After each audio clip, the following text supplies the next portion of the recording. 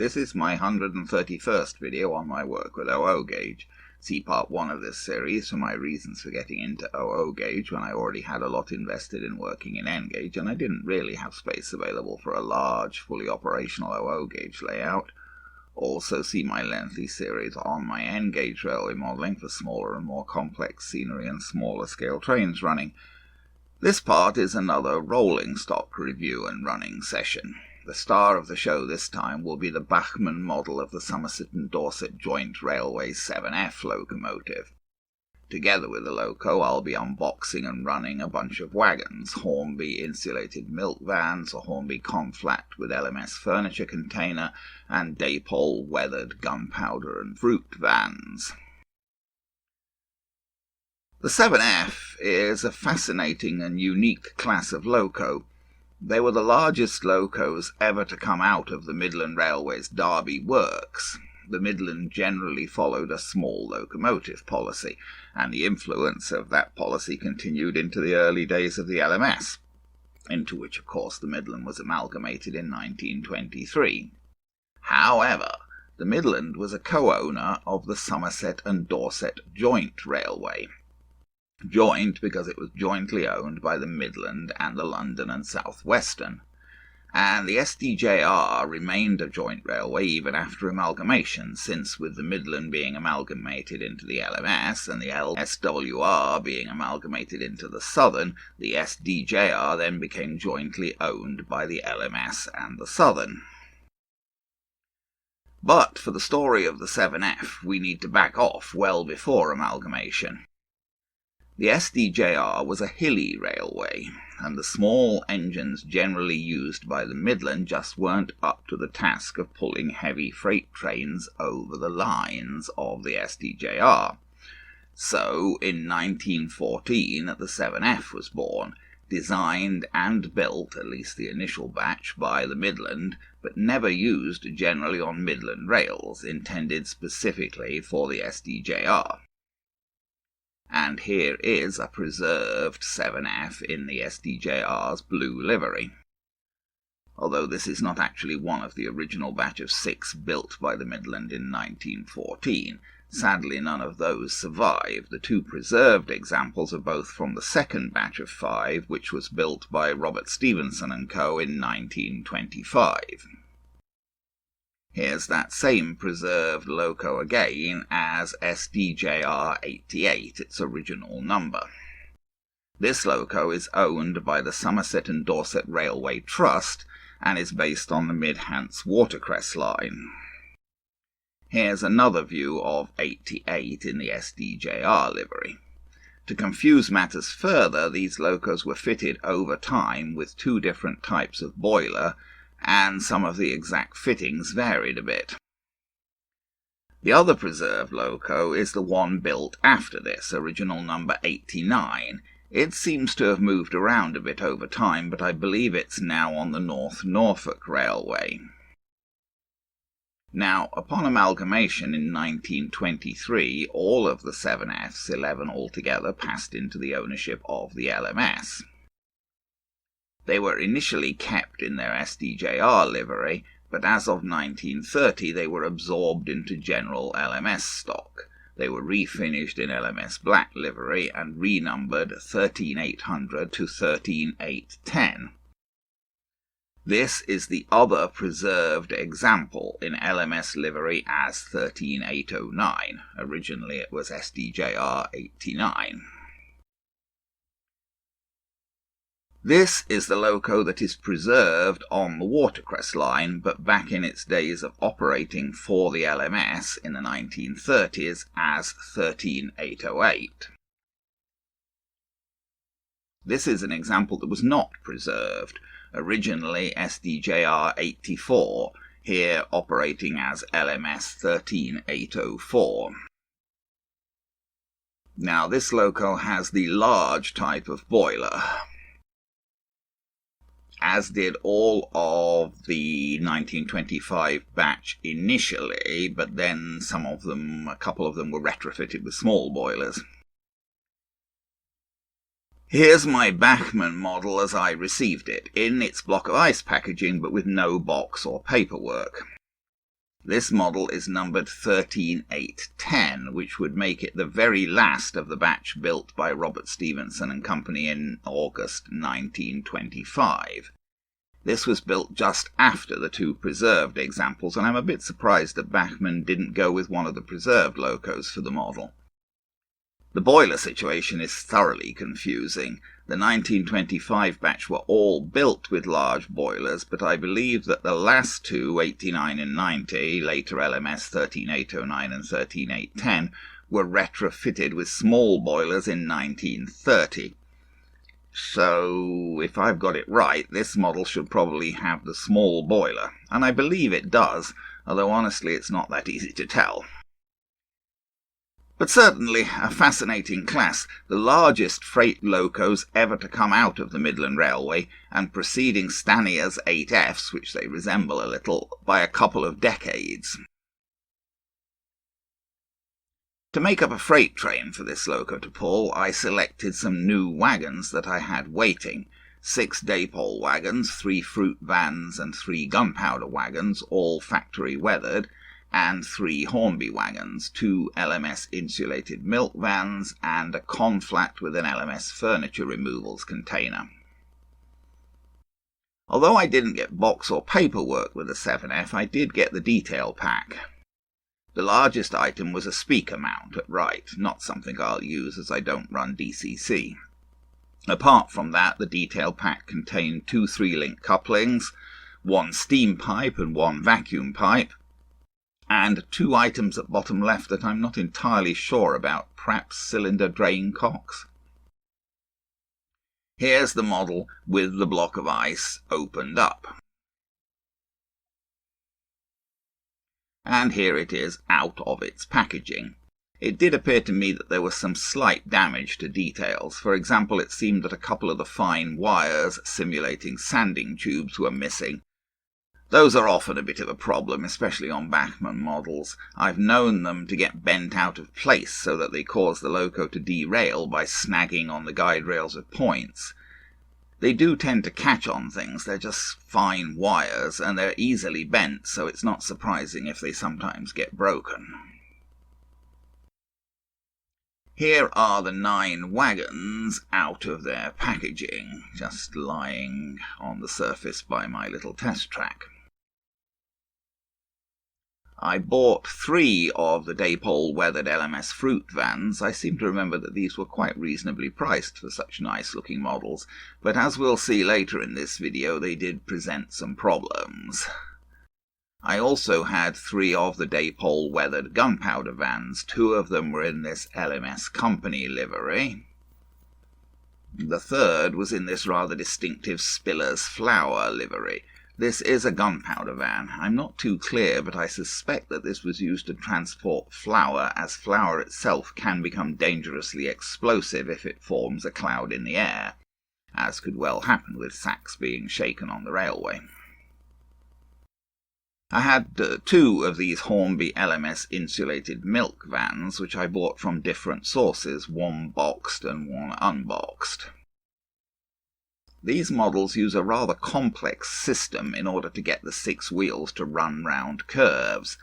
The pivoting of the couplings on either end causes the centre axle to move to the side and pivot via connecting rods from one side of the pivoting couplings to the other side of the axle mounting.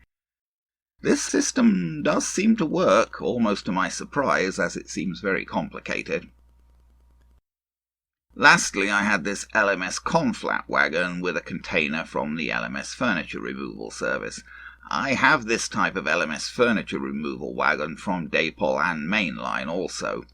This Hornby version does the fanciest job of painting the container, including the LMS roundel in full colour, as seen at top right here. Here are all 9 wagons coupled up on my little test track.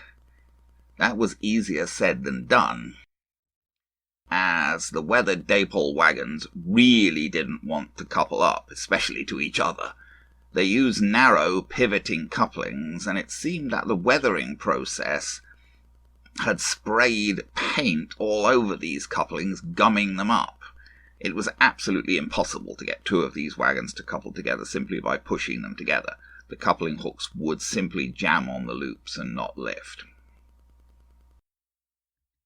And while we're on the subject of how things couple together, yes, I'm going to complain about the way Bachmann link the loco and tender on their models.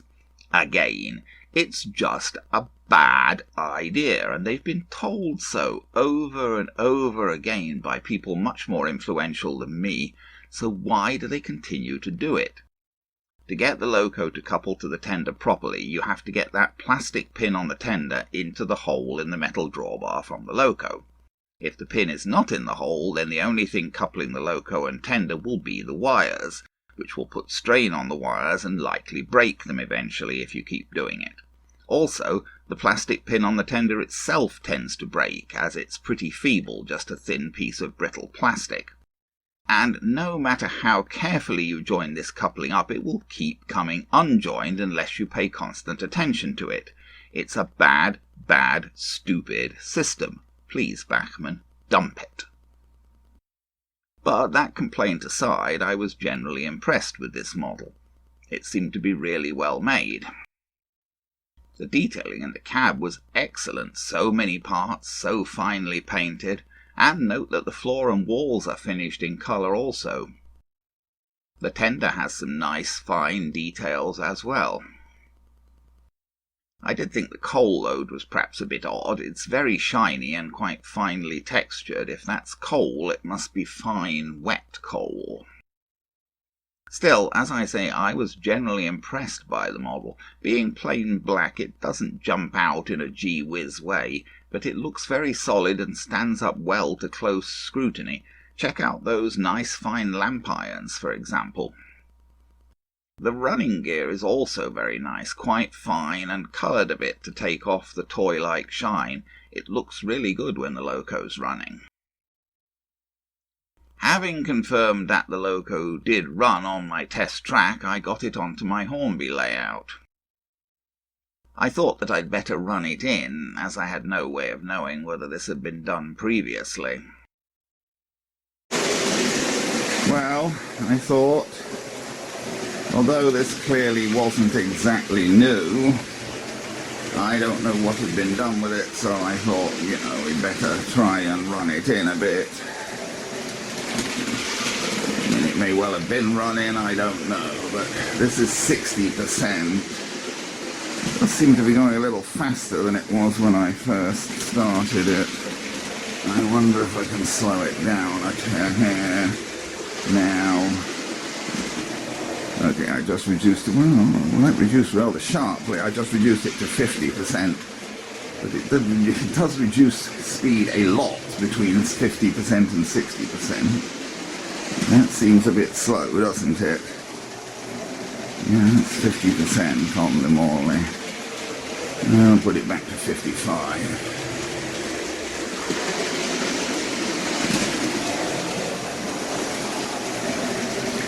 I mean, it's a freight engine, it shouldn't go terribly fast, and we don't want it to.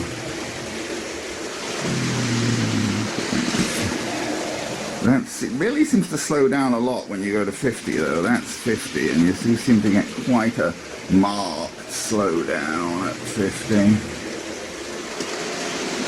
As I say, it probably, well, I don't know, it probably doesn't need running in, but you see, you never know whether somebody else has run things in, really, so I tend to feel, unless it's a really old engine, well, and even then, service it, run it in, most things pretty much need some running in when you get them. Unless you buy it from someone and they've been running it and servicing it regularly and whatever, but that's not usually the case. Is it just me, or is it slowing down now?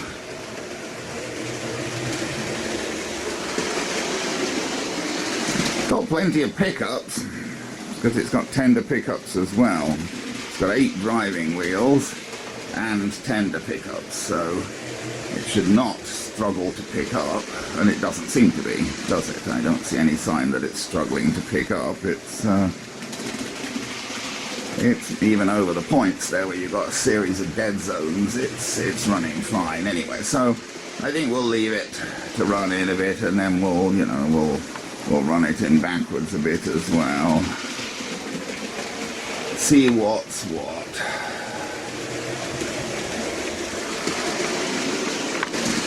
So now he's running in backwards. May be necessary, may not be, but I figured we'd do it anyway. One thing you can say about this loco is he has a very long pickup length, you know, because he has tender pickups. So he picks up all the way from the front driving axle there to the back of the tender. So his pickup length from his front pickup to his back pickup is all about 6 or 7 inches. As opposed to, well, say, look at something like the little Pug there, that little, the little Sentinel, that has about a 1 1/4 inch length, pickup length, so, you know, naturally it struggles a bit to get over points. This guy, on the other hand, you know, if you watch when he goes over the points at the front there, see there's 2 points in a row there, which cause hesitations for a lot of engines, even tender engines, but he doesn't even hesitate even a little bit over them, as he shouldn't, because he's got an enormous pickup length, you know. See, no hesitation at all as he goes over those points.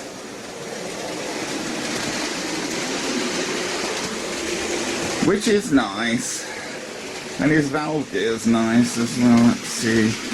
Do you see his valve gear going away there? Whoops, where's he gone? Try and slow him down just a fraction. Well, not too much. He does, you know, he does seem to slow down a great deal between, you know, like 60% and 50%, but there he goes, see, that valve gear is quite attractive there as it goes past, but he is going perhaps a little slowly now. And if anything, he goes maybe a bit slower backwards than forwards. There's not a lot of difference. Got that valve gear and those connecting rods going away there. Anyway, we'll see. So we'll let him run in backwards, and then we'll hook him up to a train and see how he pulls. He doesn't have traction tyres, I don't believe, or anything. But he is a fairly substantial engine. Of course, the real world thing should have been quite a major 7F, quite a major engine for pulling heavy trains over, you know, inclined lines. But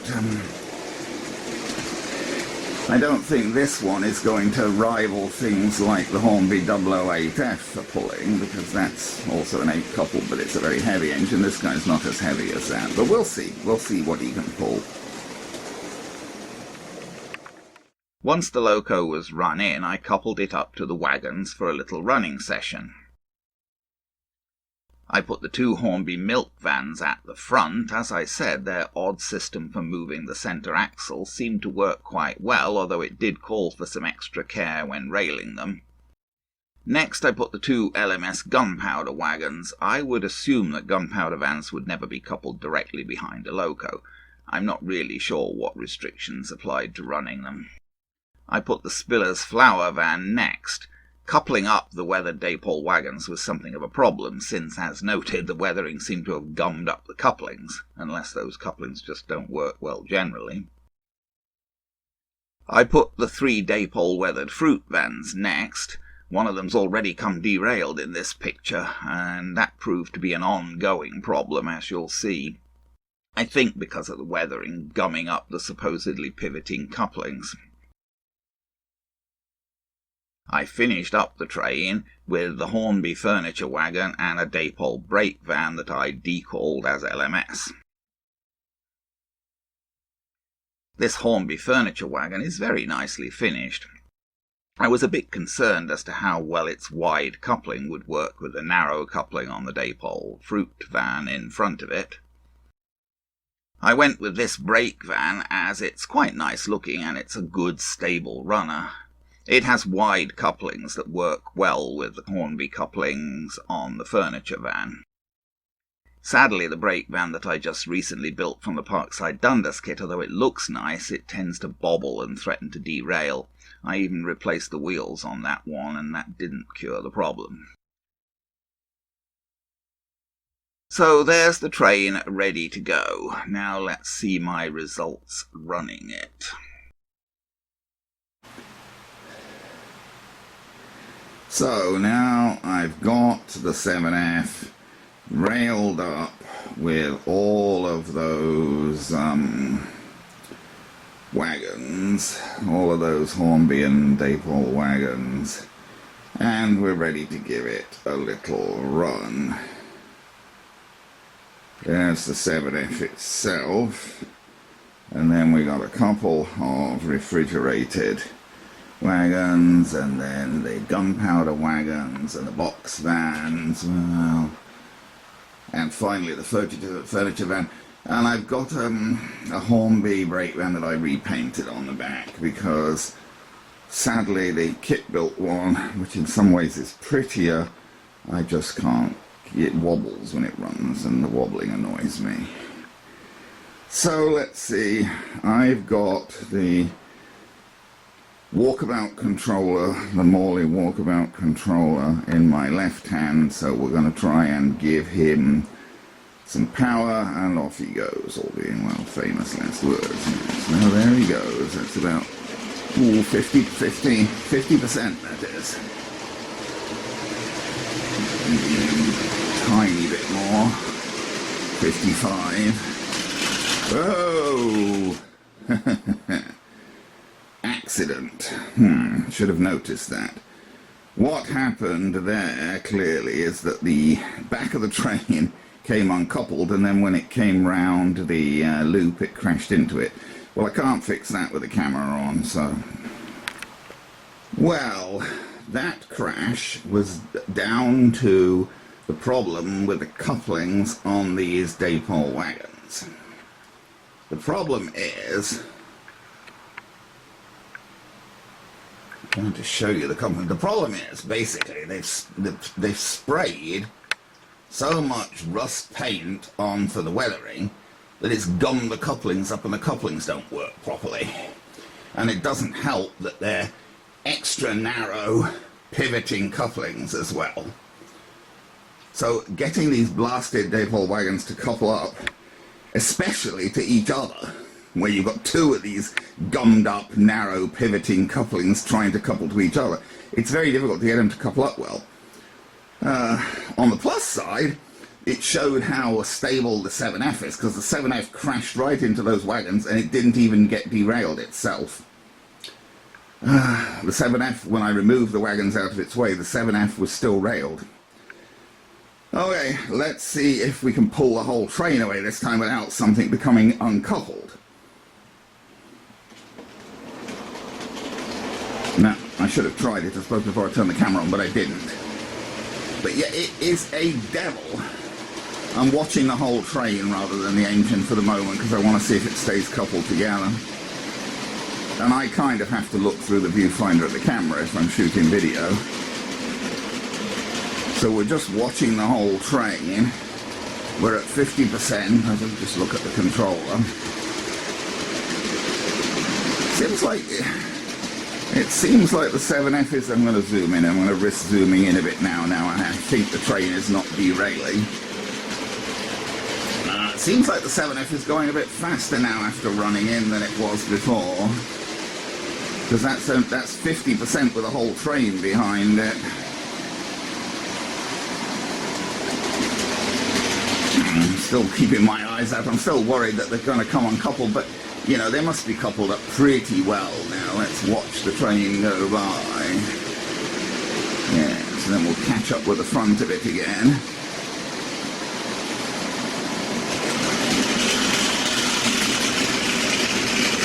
Yeah. Oh, and we've got a problem again. One of those Dapol wagons. Now this time it's derailed. It's derailed and uncoupled. So the 7F's running well, the Dapol wagons not so much.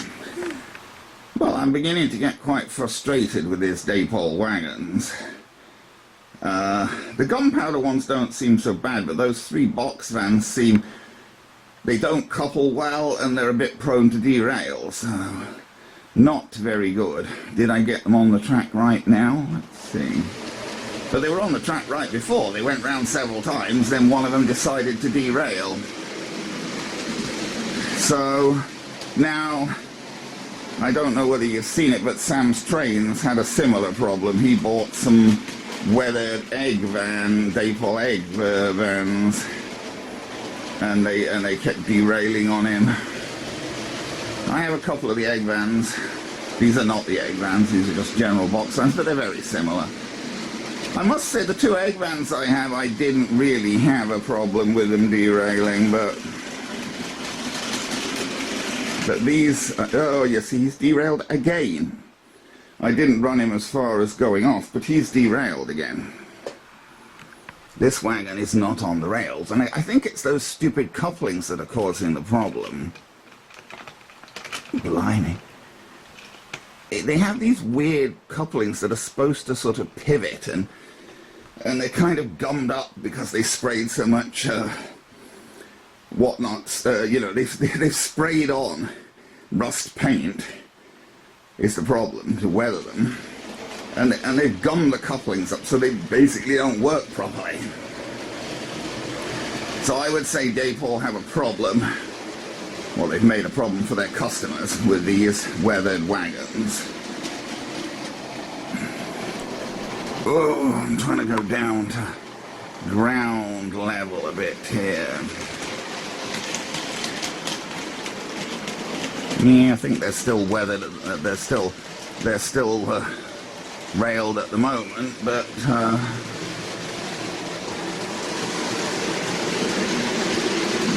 let's try and come down once more and sort of watch the train go by at ground level. I don't know, except I don't know how well it's in focus. And that wagon? No, I guess he's still railed. I guess he's still railed. Oh dear. But you're going to have to constantly worry about those. Maybe they'll get better. You know, if the couplings work loose from the gumming up with the weathering paint, maybe they'll get better, but maybe, who knows.